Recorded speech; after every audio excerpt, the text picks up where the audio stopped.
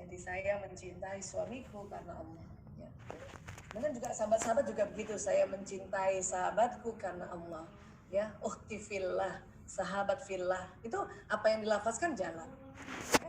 Bahkan bukan hanya dilafazkan, apa yang dilihat, ya, apa yang didengar, dia akan jalan ke sistem saraf ini. Dan kemudian di dalam otak ini nanti ada satu kelenjar yang isinya hormon cinta dan bahagia. Ini kurang lebih tempatnya di sini. Namanya kelenjar pituitary. Jadi dia persisnya secara anatomi pertemuan alis ini, kalau naik sedikit ke atas dan dibor ke dalam, itu ada kelenjar pituitary ini isinya hormon cinta dan bahagia. Ada berbagai macam nama hormon, mulai dopamin, oksitosin, serotonin, endorfin, itu ada di otak kita nih, persis di sini kelenjar pituitary. Dan bila kita katakan tadi kalimat-kalimat yang baik ya, saya mencintai suamiku karena Allah, maka hormon itu keluar. Atau kita bilangnya saya semakin cinta pada suamiku karena Allah, itu hormonnya keluar. Ya. Bu Isa kalau nggak pakai karena Allah bagaimana? Ya, keluar tidak. Ada beberapa penelitian mengatakan keluar, tetapi penelitian di Universitas Airlangga oleh Profesor Agus Mustafa, pada saat kita lafazkan Allah, maka ya tubuh ini senang. Sel-sel tubuh ini senang. Juga kelenjar pituitary, tentu kadar yang akan keluar hormonnya lebih banyak. Ya. Nah, itu makanya mengapa kita selalu lillahi ta'ala. Setiap kita punya ya kegiatan, kemudian ibadah-ibadah kita niatnya lillahi ta'ala, itu mengeluarkan hormon bahagia dan dia keluar lewat masuk pembuluh darah, masuk ke jantung, jantung memompa ke seluruh tubuh. Ini dia. Ya. Jadi itu asiknya kekuatan niat itu. Baik, kemudian memang laisa zakaru kal unsa, laki-laki nggak sama dengan perempuan. Ini Ali Imran ayat 36 dan dia cuma sepenggalan ayat. Dan ini penelitiannya banyak sekali. Saya sebetulnya hanya mengambil penelitian dari luar, kemudian saya melakukan survei juga kecil-kecilan di dalam kehidupan saya, beberapa ya puluhan ibu-ibu, puluhan bapak-bapak juga kita kasih angket seperti ini, dan memang betul laki-laki nggak sama dengan perempuan. Ya. Sebetulnya banyak sekali, tadi Bu Majida juga sudah sampaikan bahwa laki-laki ngomongnya sedikit, perempuan ngomongnya banyak. Ya betul banget itu. Ya. Nah, dan hari ini saya yang mau kasih lihat adalah ada organ di otak manusia, namanya corpus callosum ini, yang melengkung persis di tengah. Ya. Ini Allah mendesain laki-laki beda dengan perempuan ukurannya. Ya, ini namanya corpus callosum. Bapak Ibu punten maaf ini kita pakai bahasa Latin ya karena ini perjanjian internasionalnya ya. Baik. Jadi menurut Dr. Roger Grosky PhD, seorang ahli neurologi dari University California di Los Angeles menegaskan bahwa otak perempuan memiliki corpus callosum yang lebih tebal ini dibanding laki-laki. Ya, penelitian lebih dalam lagi dikatakan lebih tebal 30%. Inilah karena lebih tebal tadi, itulah makanya wanita mampu mengerjakan berbagai pekerjaan yang tidak saling berhubungan dalam satu waktu. Tadi risetnya Ibu Majda kan betul ya, kalau urusan rumah tangga perempuan yang lebih mendominasi, karena memang desain otaknya begitu. Ya, desain otaknya bahwa perempuan yang bisa mengerjakan lebih banyak pekerjaan. Ya, makanya kita ya bisa seperti ini. Mungkin ibu-ibu perempuan-perempuan yang juga dia bekerja di luar dan kemudian working from home, tetap bisa gendong anaknya, tetap bisa nyusuin, tetap ini ya sebuah karunia pada perempuan, yaitu corpus callosum lebih tebal. Laki-laki lebih tipis. Nah, karena lebih tipis, otak laki-laki itu dibuat untuk pekerjaan khusus. Jadi pada saat laki-laki fokus pada pekerjaan di depannya, setelah 10 menit ke atas, otak laki-laki itu konsentrasi ke depan dan pendengarannya menurun. Makanya laki-laki hanya dapat mengerjakan satu pekerjaan dalam satu waktu. Karena memang laki-laki itu kalau mengerjakan sesuatu itu khusus. Dan harus selesai gitu. Ya, makanya kalau perempuan namanya multitasking, laki-laki monotasking. Walaupun sebetulnya kalau belum 10 menit, laki-laki masih bisa mendengar kanan kiri depan belakang gitu. Itulah dikatakan ketika pria membaca koran, pegang buku, pegang gadget dan nonton TV, pria tidak mendengar apa yang dikatakan wanita. Itu bukan sengaja. Jadi buat para istri, kalau suami tak sedang nonton TV, kurang lebih sudah di atas 10 menit, terus kita panggil ya, Bapak Bapak, baru yang ketiga dia menoleh, itu bukan laki-laki sengaja tidak mau dengar, memang sedang konsentrasi pendengaran menurun. Dan seandainya suami sedang working from home dari rumah, sudah di atas 10 menit ini kita tahu dia setengah jam, ini sudah konsentrasi. Dan kalau istri cuman sambil lalu lewat di belakangnya untuk ajak makan ya, ayo kita makan Pak gitu ya misalnya, tapi cuma satu kali dan hanya sambil lalu, itu tidak didengar memang. Bukan sengaja tidak dengar, tapi karena otak laki-laki didesain oleh Allah untuk pekerjaan khusus di depannya. Ini laki-laki. Ini yang kadang-kadang dulu saya, sebelum saya tahu ilmu ini, itu suka bertengkar gara-gara ini. Ya, tapi untung alhamdulillah ya, tahun 2006 saya tahu, makanya minta maaf sama suami. Mas, maaf ya, saya nggak tahu kalau kamu tuh konsentrasi. Padahal kami berdua sudah dokter pada saat itu. Ya, riset ini memang baru, ya 2006 masuk di Indonesia. Ya. Dan kemudian ada lagi, kalau tadi perempuan corpus callosum, ini laki-laki yang Allah berikan ya lebih luas ukurannya adalah hipotalamus. Jadi hipotalamus persis ini ada segitiga ya, di belakangnya pituitary tadi. Dan laki-laki Allah desain hipotalamus laki-laki menurut riset ini lebih besar dan lebih lebar dari perempuan. Ya. Lebih berapa lebarnya, Bu Aisyah? Ini, ukuran hipotalamus laki-laki 2,5 kali lebih lebar dari perempuan. Kalau perempuan tadi korpus kolosumnya yang lebih tebal 30%. Laki-laki hipotalamusnya lebarnya 2,5 kali lebih luas. Apa fungsi hipotalamus? Fungsi hipotalamus sebenarnya banyak, tapi pada kaitannya laki-laki dan perempuan ini adalah menjaga keamanan. Tadi Bu Macedah katakan ya, bahwa memang dikatakan bahwa ar-rijalu qawwamuna 'alan nisa. Qawwam itu betul. Karena laki-laki itu menjaga keamanan. Keamanan apa? Keamanan dirinya, keamanan anaknya, keamanan istrinya, keamanan rumah tangga, keamanan ekonomi. Apabila sang suami bekerja pada negara, itu tugasnya lebih banyak lagi, dia menjaga keamanan negara. Ini hipotalamus ini ya yang membuat laki-laki itu sanggup dan lebih kuat menjaga keamanan. Tentunya kalau dia menjaga keamanan ekonomi berarti dia kan menjemput rezeki kan. Nah ini dia hipotalamus. Ya. Dan anak laki-laki saja ya. Nah ini dia laki-laki kan kalau sudah misalnya ikut bantu dampingi anak-anak belajar online, mungkin tidak detail, yang detail nanti ibunya. Tapi laki-laki ini ya si bapak ini bawah sadarnya dia menjaga keamanan keseluruhannya. Ya. Dan dalam menjemput nafkah tadi Ustadz Dasab sudah sampaikan ya bahwa laki-laki ayo jemput nafkah itu dan tolong tidak usah pelit sama istrinya. Kenapa? Karena Nabi bersabda ya, 1 dinar yang engkau sedekahkan kepada seorang miskin dan 1 dinar yang engkau infakkan kepada keluargamu lebih besar pahalanya yang engkau infakkan kepada keluargamu. Masya Allah. Jadi jangan pelit Pak. Kasih istri tak, kasih anak tak. Karena ternyata dia lebih besar pahalanya. Ya. Nah, kemudian kita lihat anak laki-laki. Siapa yang punya anak laki-laki ya? Walaupun waktu yang masih kecil, anak laki-laki itu ya dia selalu ingin jaga ibunya. Karena dia hipotalamusnya lebih lebar dibanding saudaranya yang perempuan. Walaupun kita sering lihat anak laki-laki kan sering bermain gitu ya. Ini banyak sekali di mana-mana ini ya dikatakan anak laki yang masih kecil aja dia yang tuntun ibunya, ini ibunya buta ya di Riau ini ya. Kemudian kalau ibunya sakit dia yang jaga, itu anak laki-laki. Karena hipotalamusnya lebih lebar. Makanya kalau kita punya anak laki-laki ya walaupun memang anak laki-laki suka main, tapi jangan salah, laki-laki ini bertanggung jawab.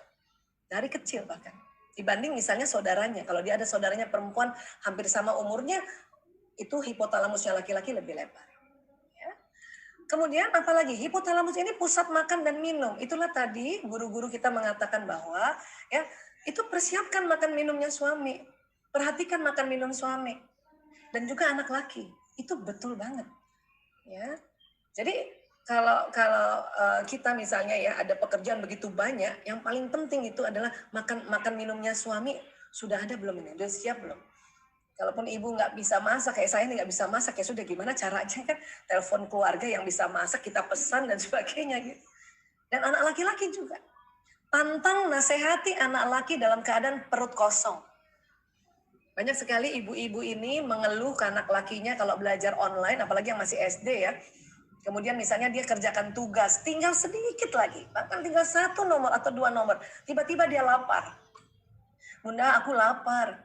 Itu harusnya kasih makan dulu. Tapi kadang-kadang ibu-ibu suka gemes, udah tanggung, dua lagi. Kalau ibu-ibu memang tahan lapar. Makanya kalau anak laki, tolong ya kasih makan dia, kasih makan baru sampaikan, nanti kita kerjakan lagi ya. Ini memang hipotalamusnya lebih lebar laki-laki. Dan pertanyaan yang paling menyenangkan pada bapak-bapak itu setelah nanti dia pulang, sudah setelah 10 menit adalah, ya sudah makan ayah? Abi sudah makan? Ya, kita sudah makan Pak? Gitu. Walaupun kita tahu dia sudah makan, tanya itu, karena dia cocok sekali sama hipotalamusnya. Ya, makanya anak laki-laki ini saya biasanya kalau mau nasihati anak laki-laki sambil makan, ya. Karena kalau lagi perut kosong nih nggak masuk itu, ya nggak masuk nasihat, nggak masuk pelajaran. Baik, ya. Dan lucunya itu tadi kalau ibu-ibu ngasih makan anak pasti anak duluan ya. Tapi kalau bapak-bapak sering juga dia yang makan duluan nih biasanya kayak gitu, ya. Nah, kemudian juga ini pusat tidur. Artinya laki-laki pusat tidurnya lebih lebar dibanding perempuan. Itulah maka ada penelitian dari Profesor Ruben Gould, ya PhD dari University of Pennsylvania, yang menggunakan scan otak dan EEG mengukur aktivitas elektrik pada otak laki-laki dan perempuan pada saat istirahat. Ya.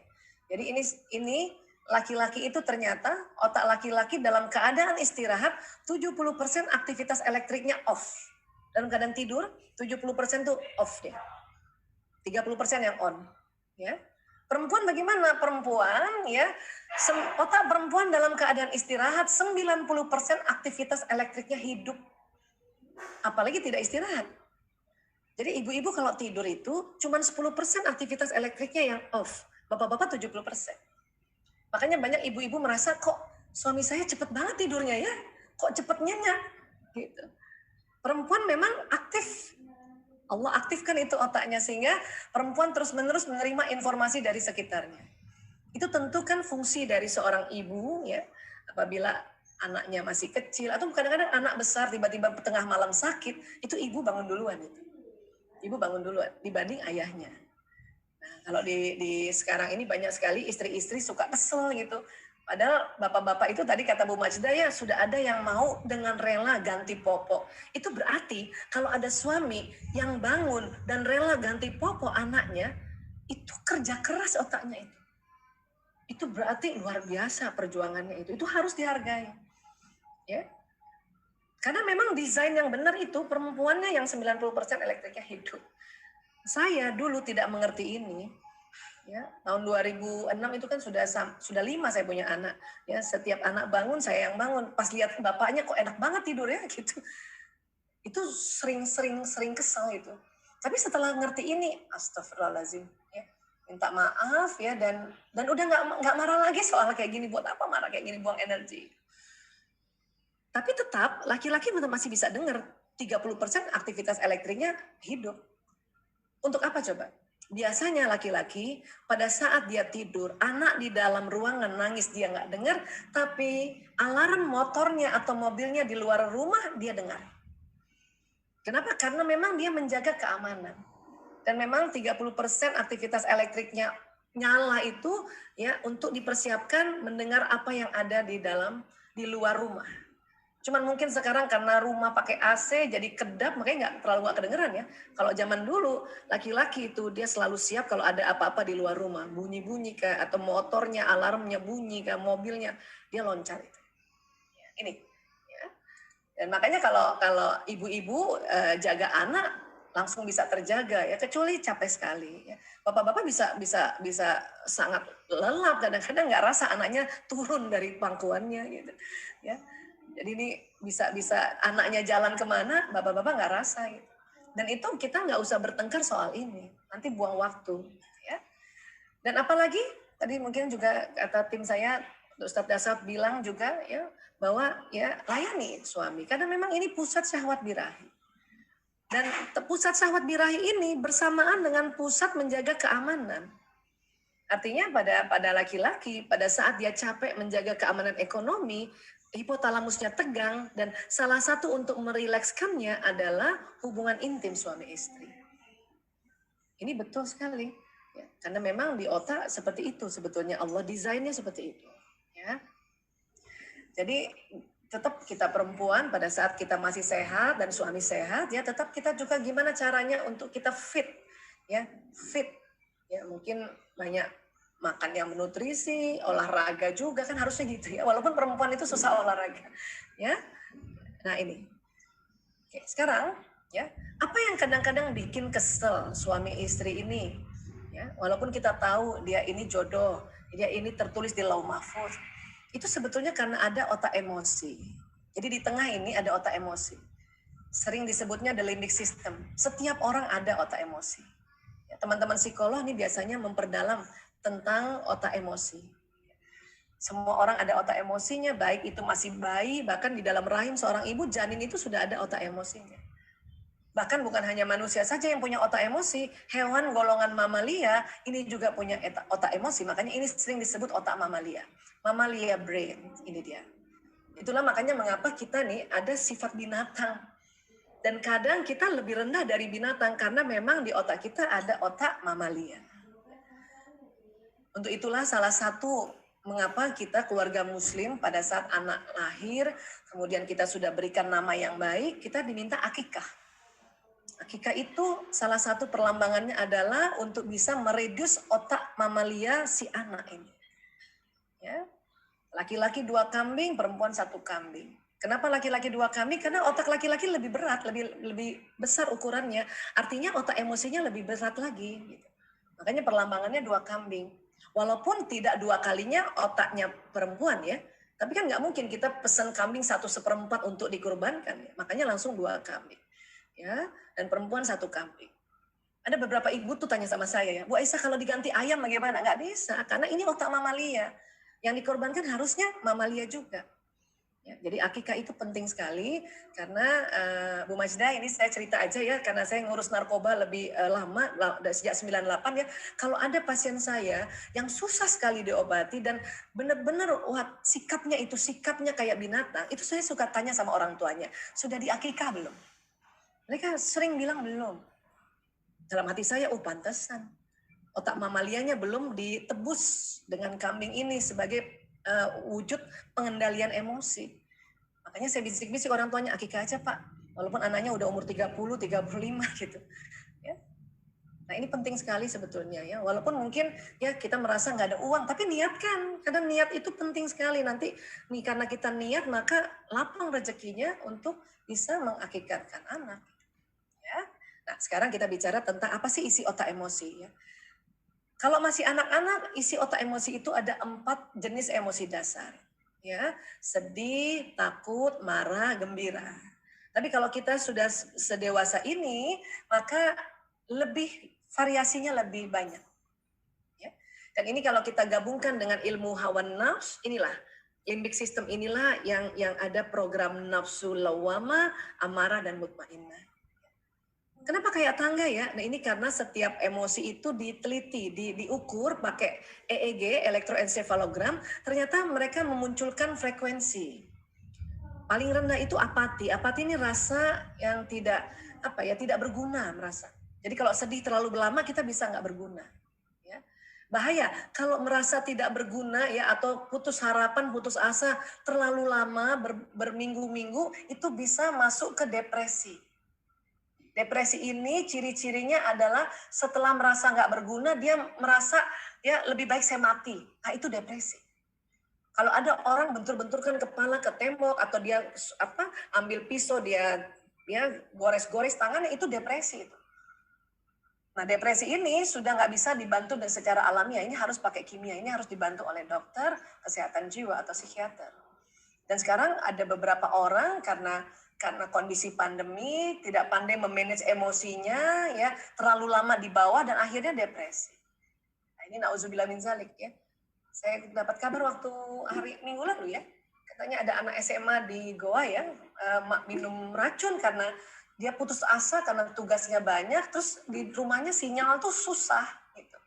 Jadi mungkin kasihan dia sudah kerjakan tugasnya tapi nggak bisa, akhirnya lama bertumpuk-tumpuk ya. Makanya dia depresi, dia sedih.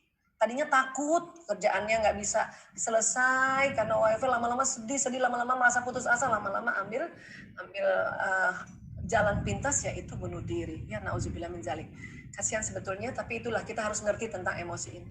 Ya. Nah, 3 dari bawah ini dikategorikan nafsu lawamah, mulai apati, sedih, takut. Kemudian 3 ada buru-buru, las, atau orang kalau kita buru-buru nih, itu ada di sini nih. Ya, marah, sombong, ya ini masuk di nafsu ammarah. Dan kemudian emosi tidak hanya negatif, emosi itu ada yang positif, nafsu juga tidak hanya negatif, ada yang positif, ada yang namanya mutmainnah. Dan mutmainnah itu mulai dari courageous, semangat, kemudian acceptance, menerima, peace, damai, dan paling tinggi enlightenment, pencerahan. Ya. Kalau pencerahan ini kira-kira ciri-cirinya kayak apa? Ciri-cirinya adalah orang yang merasa, oh gitu. Bagaimana bisa sampai ke pencerahan? Baca Quran. Baca Quran itu sudah diteliti betul-betul pada saat kita baca Quran, ya, apalagi tahu artinya bisa sampai di enlightenment. Makanya teman-teman, Bapak Ibu yang setiap hari sudah baca Quran itu luar biasa. Itu secara level emosi berarti lebih sering berada di mutmainnah. Itu keren banget. Ya. Apalagi Bu Aisyah yang bisa sampai ke pencerahan, sholat. Maka tadi guru-guru kita ya, termasuk Bu Majedah mengatakan, ya sholatnya betulin. Ya. Sholatnya yang tumak nina. Ya, kemudian khusyuk itu lagi kesel kita, terus kita bawa ke sholat, rakaat demi rakaat itu naik ke atas levelnya. Ya. Asal tumak nina ya. Kalau buru-buru mungkin naik juga, cuman sampainya disombong doang. Kadang-kadang ada orang habis sholat sombong. Kenapa terburu-buru sholatnya? Ya. Dan ini semua kecuali depresi ya. Depresi ini adalah emosi yang tidak lazim ya. Ini semua ada di otak kita, di limbic system tadi. Nggak bisa hilang. Dia hanya bisa naik turun. Pada saat kita turun diminta cepat-cepat naik ke atas. Ya, cepat-cepat naik ke atas. Caranya apa cepat-cepat naik ke atas? Banyak cara. Tapi cara yang paling afdal adalah sebut Allah. Ya Allah, ya Allah, ya Allah. Tarik nafas, istighfar, astagfirullahaladzim. Atau kalimat istirja, ya sedikit rasa takut kita disuruh innalillahi wa inna ilaihi rajiun. Jadi ini pada saat kita takut, innalillahi wa inna ilaihi rajiun. Terus kita ulang lagi innalillahi wa inna ilaihi rajiun. Astagfirullahaladzim, itu bisa naik ke atas. Terkadang sudah di atas, tiba-tiba misalnya kita sudah terima ya, bahwa oke, sekarang pandemi lebih banyak di rumah, kita lebih banyak kerja di rumah gitu ya. Kita udah terima nih. Udah bersyukur anak-anak di rumah, suami di rumah juga, udah syukur banget. Ya, udah syukur ada Zoom bisa kita ya berkoneksi dengan hal-hal kerjaan yang lain. Tapi tiba-tiba ya dengar kabar bahwa pandemi kayak gini bisa sampai 2 tahun, itu bisa turun, emosi kita ketakut ini langsung turun. Tung. Tapi karena kita sudah diajarkan setiap ada rasa sedikit rasa takut ya, sedikit rasa lapar, kemudian kekurangan harta, kekurangan jiwa, bahkan kekurangan buah-buahan ya. Di Al-Baqarah 155, kita disuruh mengucapkan kalimat istirja innalillahi wa inna rajiun. Karena lanjutan di Al-Baqarah 156-nya yaitu apabila kita diberikan musibah kita ucapkan innalillahi wa inna rajiun. Itu ternyata kalau diulang-ulang naik ke atas. Dan keimanan seseorang dikatakan naik turun karena ada si emosi ini. Yang bahaya kalau terlalu lama di bawah. Nanti kita lupa kalau Allah Maha segalanya. Kalau kita ketakutan terus tentang resesi, ekonomi, krisis, dan sebagainya. Takut, nggak cepat-cepat istighfar, maka kita nanti lupa bahwa Allah yang Maha memberi rezeki. Karena keimanan seseorang itu naik turunnya karena pengaruh si emosi. Dan emosi itu kalau di otak dia di tengah, persis di tengah. Dia kayak intinya magnet di dalam otak itu. Makanya bagaimana caranya kita naik ke atas. Ya? Oke. Istighfar ini luar biasa. Saya beberapa kali ikut teknik-teknik bagaimana manajemen emosi dengan cara-cara macam-macam lah ya. Cara-cara sekuler, cara-cara. Tapi nggak ada kalah istighfar. Demi Allah, nggak ada kalah istighfar. Astagfirullahaladzim, astagfirullahaladzim, astagfirullahaladzim. Bagusnya lagi istighfarnya dilafazkan ya, astagfirullahaladzim.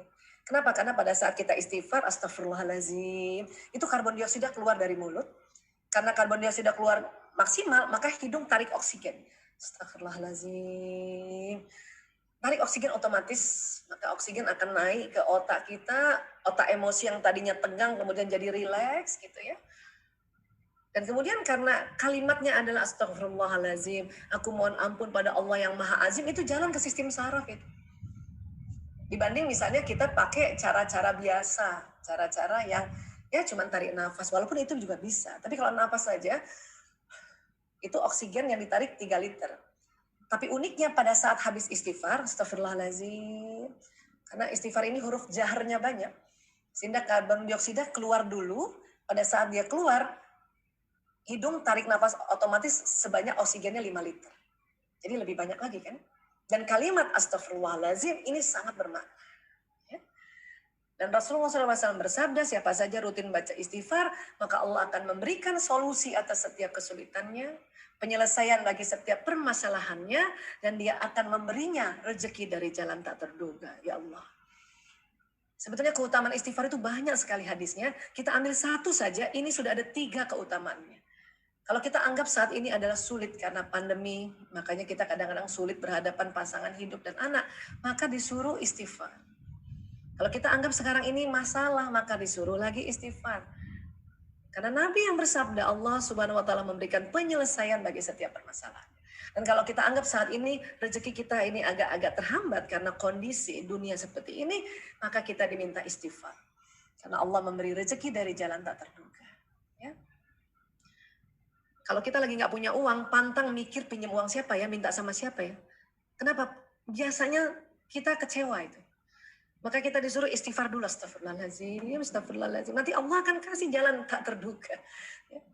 Ada ibu-ibu ya sering saya cerita tentang istighfar. Ada ibu-ibu kaget, kok gampang banget Bu Aisyah. Ya memang Islam itu ngajarin sesuatu yang gampang.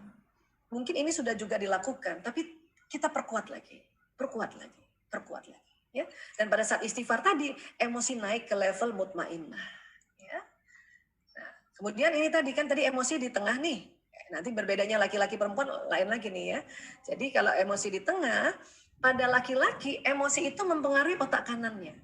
Sementara kanan ini ya sebagian ahli mengatakan ini otak rileks, otak warna, otak intuisi, otak imajinasi, ya, otak teknologi. Kemudian juga ini otak musik irama.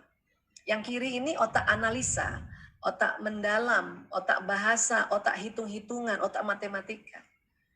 Laki-laki tidak terpengaruh kirinya. Kalau dia lagi marah, atau kesel, atau sedih. Cuman kanan yang terpengaruh. Makanya nggak heran bapak-bapak, walaupun misalnya anaknya sakit atau istrinya sakit, bapak-bapak masih bisa untuk sementara ya, dia working from home, masih juga bisa pimpin rapat. Kenapa? Karena kirinya tidak terganggu bapak-bapak ini. Analisanya tidak terganggu, hitung-hitungannya tidak terganggu, ya bicaranya tidak terganggu. Beda kita perempuan ya apabila kita sedih, takut, marah ya itu yang terganggu kiri kanan. Analisanya terganggu, ya otak rileksnya terganggu. Makanya kalau ibu-ibu sedih banget, lagi sedih gitu ya, anaknya sakit kah atau ada yang meninggal, itu pasti nggak bisa kerjain macam-macam dulu. Beda laki-laki masih bisa tuh. Ya. Pekan lalu saya punya adik ipar meninggal di Semarang gitu ya. Suami saya masih bisa pimpin rapat sebentar sebelum dia berangkat ke Semarang. Kenapa? Kirinya tidak terganggu. Tapi saya pagi itu ada kegiatan saya batalkan. Nggak bisa. Ya, nggak bisa. Makanya kadang-kadang ibu-ibu itu ketahuan kalau dia sedih. Wajahnya nggak bisa simpan itu. Ya, air matanya mengalir. Ya. Nah, tapi untung kecil-kecil. Artinya banyak juga ibu-ibu yang masih kuat kerja walaupun sedih, tapi sambil kerja itu air mata mengalir itu nggak bisa dibendung. Untung kecil-kecil. Laki-laki memang dia tidak terganggu kirinya, cuman kanannya ini yang terganggu sangat lebar. Itulah makanya kalau laki-laki sudah sangat marah, sangat takut, sangat cemas, sangat sedih, dia bisa berteriak atau memukul. Jadi kalau ada laki-laki sudah berteriak atau memukul berarti sudah sangat marah. Sangat takut. Tapi kalau dia masih marah biasa, takut biasa, nggak kelihatan, nggak ketahuan gitu. Ya, nah ini. Dan kemudian tadi yang Bu Masda bilang, betul, laki-laki itu karena otak bahasanya cuma di kiri, kepala kiri, maka dalam sehari mengatakan 2.000 sampai 4.000 kata, 1.000 sampai 2.000 bunyi vokal, 2.000 sampai 3.000 gerakan tubuh, jumlah rata-rata 7.000. Karena otak bicaranya cuma di sebelah kiri. Ya. Kalau istri-istri punya suami yang pendiam, mungkin yang kategori 5.000. Atau ada kebalikannya, istri yang suaminya seneng ngomong, itu yang 9.000. Rata-rata 7.000. Tapi tetap kalah juga dengan kita perempuan, karena perempuan otak bicaranya kiri dan kanan. Jadi kata-katanya 6.000 sampai 8.000, bunyi vokalnya 2.000 sampai 3.000, gerakan tubuhnya 8.000 sampai 10.000. Jadi rata-rata komunikasinya 20.000. Ya, ada yang 21.000, ada yang 22.000, ada yang 24.000. Ya. Yang terdiam 16.000. Bu Aisyah, saya Ya. Hamdan, Rektor Win. Ya, Prof. Hamdan. Maaf Bu Aisyah, mungkin kalau disisihkan waktu untuk berinteraksi, maaf ini Bu Moderator, karena pasti banyak ini yang sudah tahan ingin berinteraksi dengan siap. kalau diberi waktu peserta untuk berinteraksi. Siap. Hal-hal yang terkait dengan presentasi Ibu dan Ibu Majda tadi. Baik, siap. Sedikit lagi memang ini, Prof. Ya, silakan Bu. Silakan. Maaf Ibu Moderator, maaf ya. Ya, jadi kita harus paham bahwa memang perempuan tuh banyak. Bahkan ada penelitian, wanita bila dalam sehari komunikasi kurang dari 16.000 kata, maka tidur malamnya tidak nyenyak. Jadi buat bapak-bapak, ya kasih waktu kalau ibu-ibu mau ngomong. Tanya saja sama, jadi kalau suami kan susah ngomong kalau udah malam kan, maka supaya perempuan ngomong, tanya aja sama perempuan itu. Ya, tadi pagi bikin apa tadi gitu. Tanya aja, seharian tadi bikin apa Bu gitu. Kita tadi bikin apa Bu tadi seharian, biarin perempuan ngomong. Ya, maka dia nanti bisa tidur nyenyak itu. Ya. Dan perempuan memang butuh bicara. Ini tadi kaitannya tadi Bu Majda cerita tentang apa isinya Prof cerita tadi ya. Memang otak perempuan tidak menyimpan masalah seperti otak laki-laki. Masalah bagi perempuan terus berputar di dalam kepalanya.